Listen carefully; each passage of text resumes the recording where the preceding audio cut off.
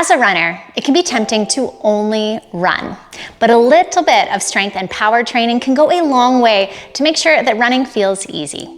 So here are my most interesting bodyweight exercises to get you ready for your next run, so strength training can be engaging and also translate to having more fun on the trails. We're gonna talk about when to do these and how many sets and reps to do, but first let's dig into the exercises. A lot of injuries and fatigue when running come from not using the biggest muscle group in your body, your glutes. So we're gonna start on a raised surface. I have a mat here, but you only need to raise up a couple of inches, so you could use a book or the bottom stair on a set of stairs.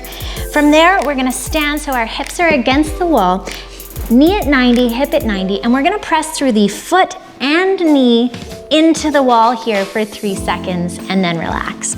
You should feel the glutes, those big muscles on your butt, contracting on both your left and right side. Then we're gonna do part 2 of our movement.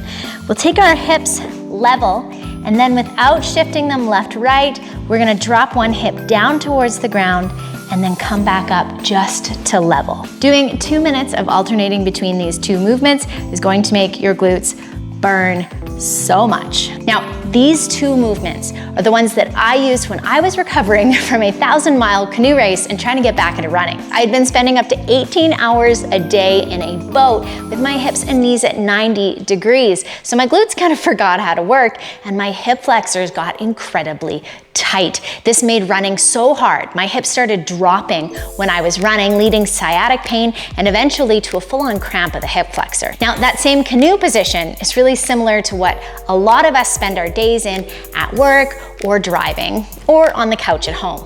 So this small movement helped my body get back to running strong and fast, especially once I was able to add in the next exercise. This exercise puts those hip flexors in an extended position and then helps us use the glutes of the front leg. Plus, it adds in some plyometric training, which is incredibly important for running and for the long-term health of our connective tissue. You're gonna go at 3 steps from a raised surface. Now start low, and then as you get better at this, you can raise the height of that surface. Place your back foot, toes up or down, and then sink down 1/4 of the way and jump. Now, you want this back leg to be completely floating. It's not transmitting any power, it's not doing any work. It's this front leg that's doing the work for this exercise. Now, I like to call these rear foot elevated split squats to 1/4 depth with a jump, but that name takes longer to say than the exercise takes to do. So if you have a better name, I'd love it if you commented it below this video. And no matter how strong your glutes are, a weak core is gonna make every step on your run feel like trying to shoot a cannon from a canoe. Your core is all the muscles that keep your torso stable, and I've found that these 2 variations of a hollow body hold are the best for my runners. Now, the setup position for these 2 exercises is pretty vital. So what you wanna do is take a band, put it between your low back and the floor, and then tilt your pelvis back and pull your rib cage down so that that band doesn't move anymore. You could also do this with a sweater or a pair of leggings if you don't have a band around. We want to maintain this core position, actively pressing back as we go into a straddle hollow body position. So I'm actively doing a pelvic floor lift or a Kegel, and I'm pressing my back into the ground. From there, I can then do a runner's hollow body. So, same setup, I'm gonna go out with one leg and then with the other.